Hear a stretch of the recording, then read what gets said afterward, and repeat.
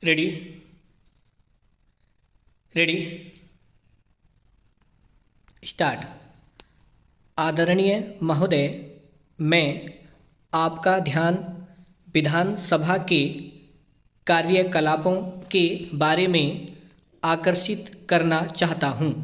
अगर आप इनकी ओर ध्यान देंगे फिर पता चलेगा कि प्रायः साल भर में लगभग 70-80 बैठकें होती हैं।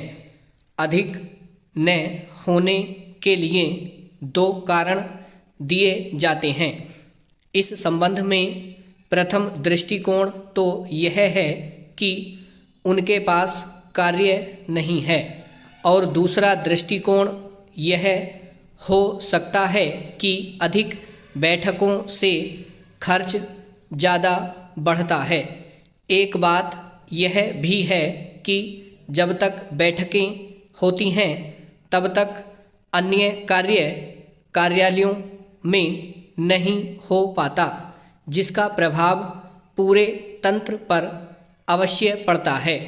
मेरी व्यक्तिगत राय में दोनों तर्क सही नहीं हैं। शायद इसका कारण यह हो सकता है कि नियमों का पालन दृढ़ता से नहीं हो पा रहा है। दूसरा यह है कि नियमों को परिस्थिति के अनुरूप परिवर्तित नहीं किया जाना भी हो सकता है। ऐसा लगता है कि इन नियमों पर दलगत राजनीति हावी हो गई है। सबसे पहले तो नियमों में यह प्रावधान होना चाहिए कि केवल विधिवत रखे गए अविश्वास प्रस्ताव को छोड़कर अन्य किसी प्रकार की चर्चा का स्वरूप अविश्वास प्रस्ताव जैसा नहीं होना चाहिए। यदि ऐसा हो जाता है तो कार्य स्थगन प्रस्ताव, कटौती प्रस्ताव इत्यादि से भयभीत होने का डर नहीं रहेगा। अगर सरकार इस बात को ध्यान में रखे कि जब बैठक चल रही हो और कतिपय महत्वपूर्ण घटना चर्चा का विषय बने, तो बिना किसी तर्क वितर्क के सरकार को पूर्ण जानकारी सदन में वास्तविक तथ्य सहित रख देना चाहिए, तो शून्यकाल का वह हवा नहीं रहेगा जो आज है। हालांकि हाल के वर्षों में इस दिशा में कुछ परिवर्तन हुए हैं, वे काफ़ी नहीं हैं। अगर इस बात पर भी यही विचार होना चाहिए कि स्थगन प्रस्ताव का जो नियम है वह कहाँ तक उचित है।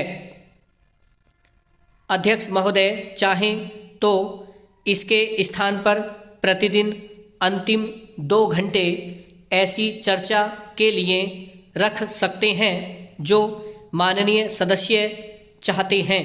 जहाँ तक प्रश्नकाल का संबंध है, यह देखा जा रहा है कि संबंधित नियम बहुत अधिक सीमा तक इतने शिथिल होते गए हैं कि अधिकांश प्रश्न जिनमें तरह तरह की जानकारी मांगी जाती है अमान्य करने योग्य होते हैं, क्योंकि मांगी गई जानकारी संभागीय और जिले स्तर पर या विकास खंड में ही प्राप्त हो सकती है। मैं उदाहरण स्वरूप आपके सामने जो डायरी पेश करने जा रहा हूँ उसमें जो नक्शा छपा है उसको भी जरा गौर से देखिए। यह अंग्रेजी में छपा है। अभी अभी कांग्रेस पक्ष के माननीय सदस्य ने डायरी बताकर मुझसे कहा एवं नक्शा भी दिखाया डायरी अंग्रेजी में छपी है, तो मैं उनसे कहना चाहता हूँ कि वे हिंदी के बड़े चैंपियन और हिमायती बन रहे हैं। ब्रावो।